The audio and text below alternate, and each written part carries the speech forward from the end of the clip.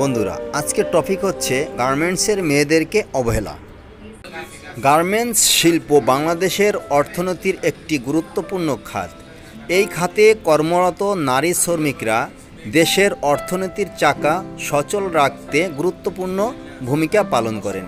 তবুও তাদেরকে অনেক ক্ষেত্রেই অবহেলা এবং বৈষম্যের শিকার হতে হয়। নিচে এর কিছু কারণ ও প্রতিকার আলোচনা করা হলো। ভিডিওটি অবশ্যই শুরু থেকে শেষ পর্যন্ত দেখার অনুরোধ রইল। প্লিজ চ্যানেলটি সাবস্ক্রাইব করে পাশে থাকার অনুরোধ করছি। অবহেলার কারণ নাম্বার 1, কম মজুরি।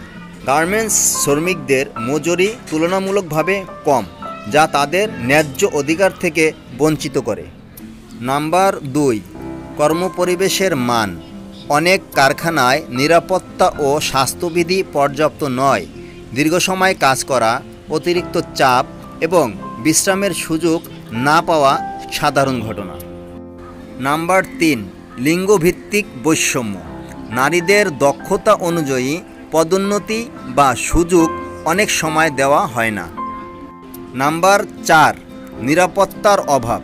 কর্মক্ষেত্রে যৌন হয়রানি এবং নিরাপত্তা ঝুঁকির শিকার হওয়া একটি বড় সমস্যা। নাম্বার 5, সমাজের দৃষ্টিভঙ্গি। গার্মেন্টসের কাজকে অনেকেই নিচু কাজ হিসেবে দেখে, যা এই খাতের নারীদের অবমূল্যায়ন করে। প্রতিকার নাম্বার 1, ন্যায্য মজুরি নিশ্চিত করা। শ্রমিকদের কাজের সঙ্গে সামঞ্জস্যপূর্ণ বেতন ও অন্যান্য সুবিধা দেওয়া উচিত। নাম্বার 2, নিরাপদ কর্মপরিবেশ। কারখানাগুলোতে স্বাস্থ্যসম্মত এবং নিরাপদ পরিবেশ তৈরি করা আবশ্যক। নাম্বার 3, লিঙ্গ সমতা নিশ্চিত করা। নারীদের সমান সুযোগ ও পদোন্নতির ব্যবস্থা করতে হবে। নাম্বার 4, কর্মীদের প্রশিক্ষণ।